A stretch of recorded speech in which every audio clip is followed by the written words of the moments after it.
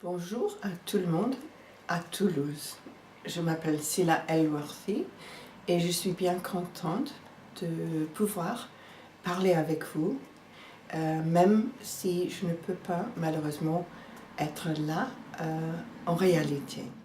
Grâce à l'aide et l'efficacité de Judith Brown et son traductrice, je vais essayer de vous parler en français pour le discours que j'aurais aimé donner si j'étais là en réalité. Le sujet dont je voudrais parler, c'est l'amour en ton de haine. La menace que la plupart des gens redoutent aujourd'hui est celle du terrorisme. Pourtant, les méthodes actuellement utilisées pour faire face au terrorisme ne font que répéter des graves erreurs de décision intérieure, avec pour effet d'exacerber le problème. Si l'on veut bâtir une stratégie efficace, il est essentiel de comprendre la manière de penser des combattants et ce qu'ils craignent. Répondre au terrorisme par la violence est contre-productif. Parce que la violence, c'est ce que le terroriste comprend. Et ils sont passés maîtres dans la manière dont ils exploitent la dépendance qui est la nôtre à l'égard des informations qui parlent de leur barbarie. La violence, ainsi que déclare Nicolas Hénin, qui fut prisonnier de l'État islamique, c'est exactement ce que ces ravisseurs désirent. C'est ce qu'il dit, les frappes sur l'État islamique sont un piège. Et dit-il, le vainqueur de cette guerre ne sera pas le con qui a l'armement le plus récent, le plus cher ou le plus sophistiqué, mais le con qui réussit à ranger les gens de son côté. À titre d'exemple de la façon dont les gens ont bien réagi, Nicolas Hénin décrit la récente escalade de la crise des réfugiés et la réaction de solidarité de ceux qui, en Europe, ont cherché à donner un toit aux réfugiés musulmans comme un coup à l'État islamique. Il a décrit cela comme un coup à l'État islamique. Toute personne désireuse de comprendre pourquoi des milliers de musulmans nés en Occident quittent le confort de leur demeure pour se battre dans les rangs de l'État islamique ferait bien de regarder le nouveau film Puissant de Deya Khan. Ce film s'appelle Jihad et British Story, le djihad, une histoire britannique. La cinéaste, titulaire de nombreux prix, a passé 18 mois à interviewer des pères fondateurs du djihad du Royaume-Uni, afin de comprendre ce qui poussait des jeunes à s'engager dans un mouvement aussi violent et trouver ainsi des moyens de les prévenir. Elle dit, toutes les raisons sous-jacentes pour partir sont des raisons très humaines, des raisons psychologiques élémentaires. Parmi celles-ci, le fait de ne pas trouver de sentiment d'appartenance, ni de sens de la famille, de se débattre pour trouver sa place dans le monde, en se posant cette question, qu'est-ce que je veux faire de ma vie? Il est également clair, dit-elle, que même si les hommes qu'elle a interviewés ont souvent rejoint le djihad pour lutter contre la justice, ils se sont rendus compte, en arrivant sur place, que le problème n'était pas tant celui des souffrances des musulmans qu'une affaire de politique locale et de pouvoir local, et que ces combattants étrangers n'étaient rien d'autre que de la chair à canon. Quelles seraient alors des stratégies plus efficaces? Premièrement, asphyxier la terreur. Quand les médias occidentaux mettent toujours les terroristes à la une, comme cela a été le cas lors des attentats à Paris, ces derniers peuvent se voir comme des célébrités mondiales. D'autres jeunes gens sont attirés par une telle couverture médiatique, même si cela doit leur coûter la vie.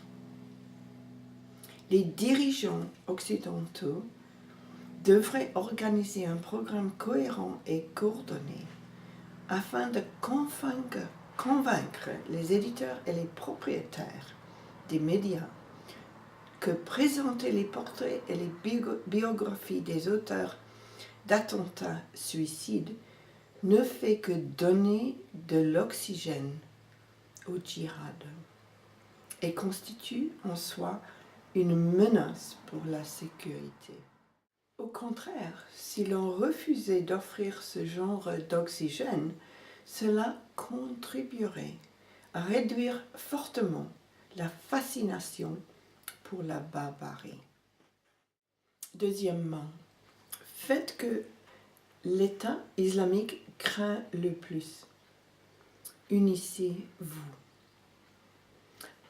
Avaz est un mouvement mondial en ligne qui donne aux citoyens le moyen de peser sur les prises de décision partout dans le monde.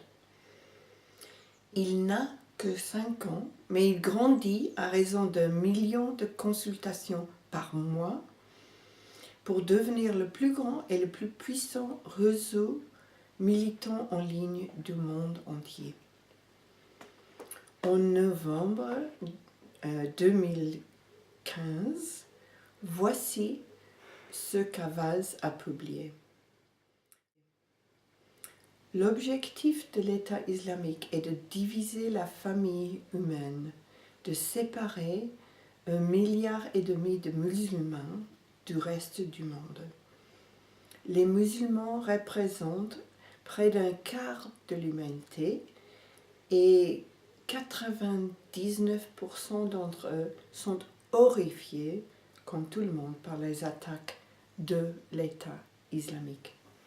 Ce sont eux qui sont les principales victimes de l'État islamique et qui disposent du pouvoir le plus puissant pour aider à le vaincre. Alors, répondons à la haine par l'humanité et saisissons cette chance qui nous est offerte d'opérer des changements profonds. Que nous tous, musulmans et non-musulmans, partout dans le monde, nous nous accueillons les uns et les autres au sein de notre famille humaine, une et commune, comme jamais auparavant. Les attaques de l'État islamique cherchent à répandre la haine et la peur pour séparer le 1,5 milliard de musulmans du reste du monde.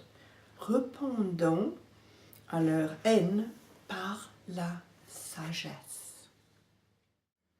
Il est temps de donner du muscle à la sagesse.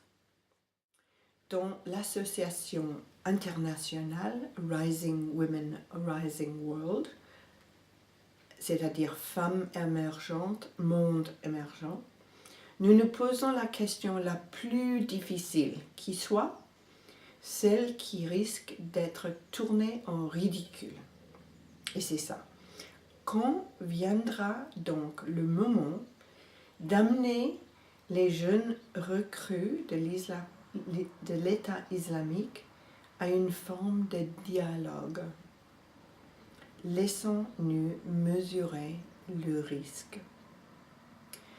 Nous sommes en droit de penser que si l'on maintient la ligne de conduite actuelle, cela signifie que tôt ou tard, on en viendra aux armes nucléaires et alors il n'y aura pas de terre à dominer. Une réponse d'amour nous oblige à penser aux terroristes comme à des personnes. Cela nous encourage à comprendre que leurs actions, des actions cruelles et violentes, proviennent d'un sentiment d'injustice, d'humiliation et d'isolement, et du désir perverti d'appartenir, de faire partie de quelque chose de grand et de noble.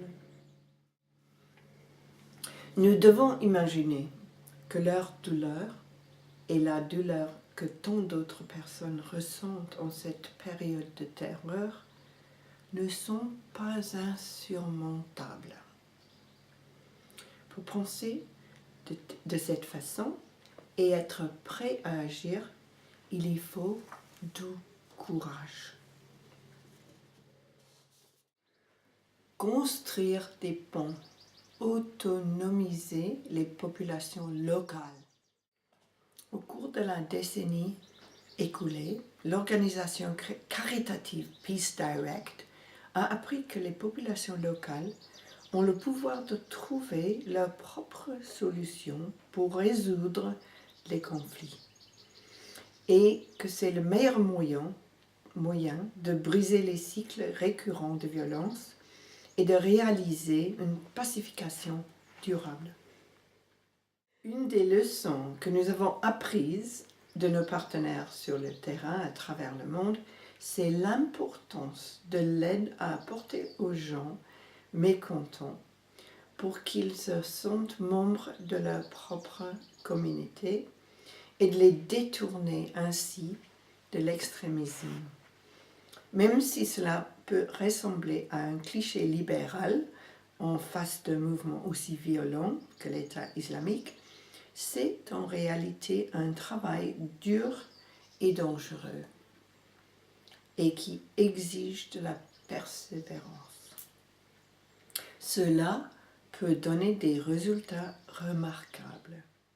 Par exemple, le projet de contre-radicalisation au Pakistan, qui a reçu un prix mondial, a touché près de 4000 jeunes gens à risque de violence, grâce à 223 médiateurs de jeunes gens formés dans ce but, lesquels sont maintenant dans la dialogue avec eux. Ce projet est dirigé par le courageux jeune femme Gululay Ismail.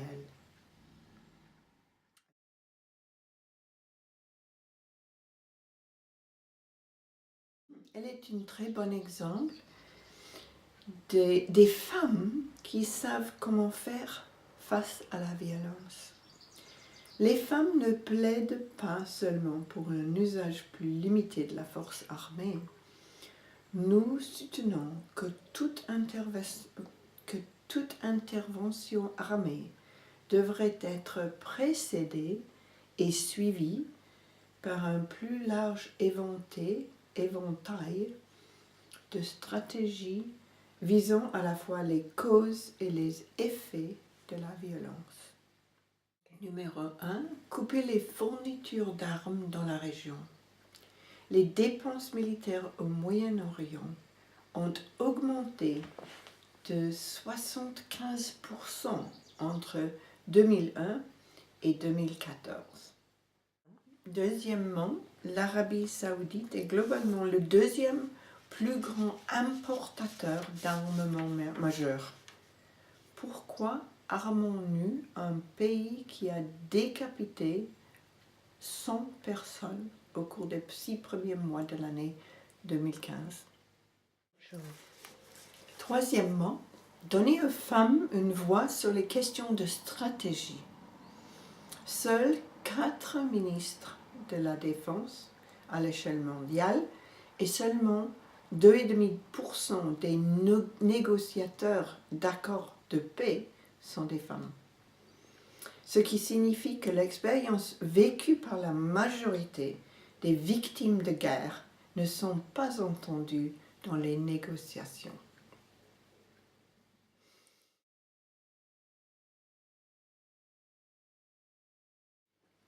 Les femmes et les hommes qui ont découvert leur capacité ont développé de la compassion, pas seulement pour manifester de la sympathie envers les autres, mais pour prendre les mesures appropriées afin de les aider.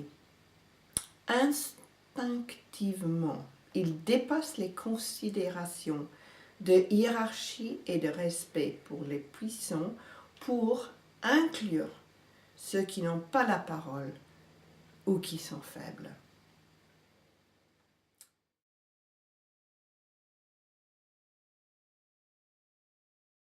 En conclusion, la plupart des gens disent qu'ils veulent la paix, mais nous ne mettons pas nos compétences et notre imagination au service de ce défi. La construction de la paix vient en bas dans la liste des priorités, à coup sûr dans l'échelle des dépenses.